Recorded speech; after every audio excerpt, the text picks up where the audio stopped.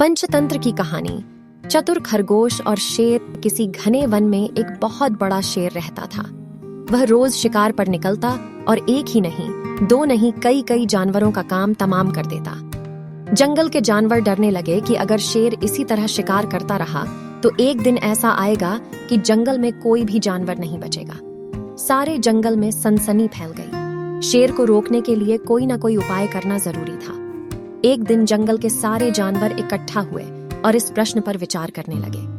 अंत में उन्होंने तय किया कि वे सब शेर के पास जाकर उनसे इस बारे में बात करें। दूसरे दिन जानवरों का एक दल शेर के पास पहुंचा। उनको अपनी ओर आते देख शेर घबरा गया और उसने गरज कर पूछा, क्या बात है, तुम सब यहाँ क्यों आ रहे हो? जानवर दल के नेता ने कहा, महाराज, हम आपके पास निवेदन करने आए हैं। आप राजा हैं और हम आपकी प्रजा।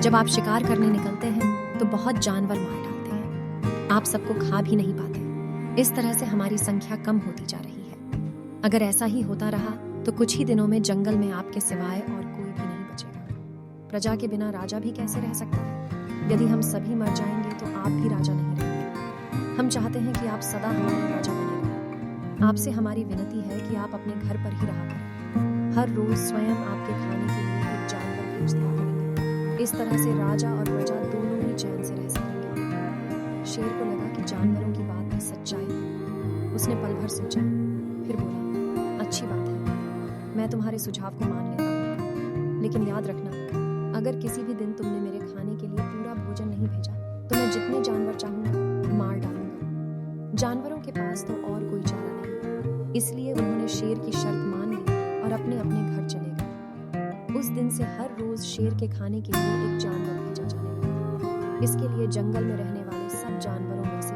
एक एक जानवर बारी बारी से चुना जाता था। कुछ दिन बाद खरगोशों की बारी भी आई। शेर के भोजन के लिए एक नन्हे से खरगोश को चुना गया। वह खरगोश जितना छोटा था उतना ही चतुर था। उसने सोचा, बेकार में शेर के हाथों मरना मूर्खता। अपनी जान बचाने का कोई ना कोई उपाय अवश्य करना चाहिए और हो सके तो कोई ऐसी तरकीब ढूंढनी चाहिए जिससे सभी को इस मुसीबत से सदा के लिए छुटकारा मिल जाए। आखिर उसने एक तरकीब सोच ही निकाली। खरगोश धीरे धीरे आराम से शेर के घर की ओर चला। जब वह शेर के पास पहुंचा तो बहुत देर हो चुकी थी। भूख के मारे शेर का बुरा हाल हो रहा था। जब उसने सिर्फ एक छोटे से खरगोश को अपनी ओर आते देखा तो गुस्से से बौखला उठा और गरज कर बोला, किसने तुम्हें भेजा है?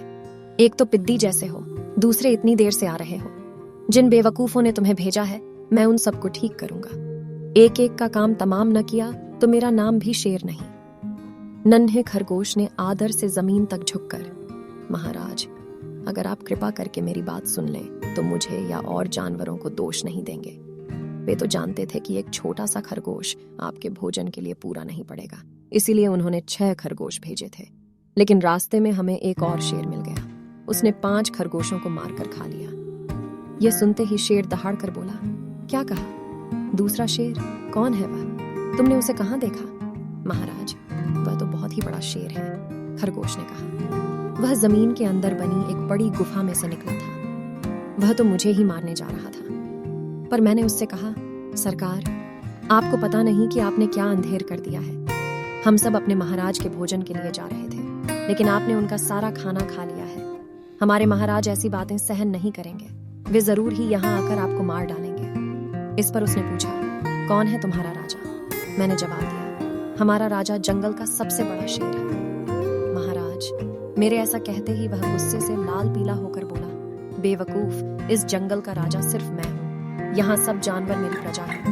मैं उनके साथ जैसा चाहूँ वैसा कर सकता हूँ। जिस मूर्ख को तुम अपना राजा कहते हो उस चोर को मेरे सामने हाजिर करो। मैं उसे बताऊंगा कि असली राजा कौन है। महाराज, इतना कहकर उस शेर ने आपको लिवाने के लिए मुझे यहाँ भेज दिया। खरगोश की बात सुनकर शेर को बड़ा गुस्सा आया और वह बार बार गरजने लगा। उसकी भयानक गरज से सारा जंगल दहलने लगा। मुझे फौरन उस मूर्ख का पता बताओ, शेर ने दहाड़ कर कहा। जब तक मैं उसे जान से न मार दूंगा मुझे चैन नहीं मिलेगा। बहुत अच्छा महाराज, खरगोश ने कहा, मौत ही उस दुष्ट की सजा है। अगर मैं और बड़ा और मजबूत होता तो मैं खुद ही उसके टुकड़े टुकड़े कर देता। चलो रास्ता दिखाओ, शेर ने कहा। फौरन बताओ किधर चलना है। इधर आइए महाराज, इधर। खरगोश रास्ता दिखाते हुआ शेर को एक कुएं के पास ले गया और बोला, महाराज, वह दुष्ट शेर जमीन के नीचे किले में रहता है, जरा सावधान रहिएगा। किले में छुपा दुश्मन खतरनाक होता है, मैं उससे निपट लूंगा। शेर ने कहा, तुम यह बताओ कि वह है कहाँ?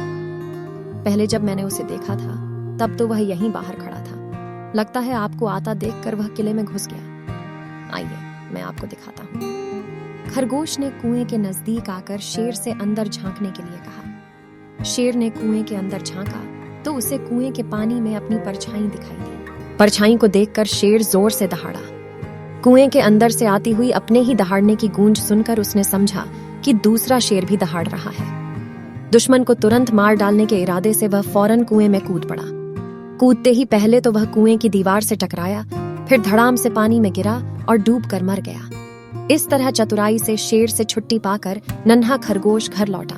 उसने जंगल के जानवरों को शेर के मारे जाने की कहानी सुनाई। दुश्मन के मारे जाने की खबर से सारे जंगल में खुशी फैल गई। जंगल के सभी जानवर खरगोश की जय जयकार करने लगे। सीख: घोर संकट की परिस्थितियों में भी हमें सूझबूझ और चतुराई से काम लेना चाहिए और आखिरी दम तक प्रयास करना चाहिए।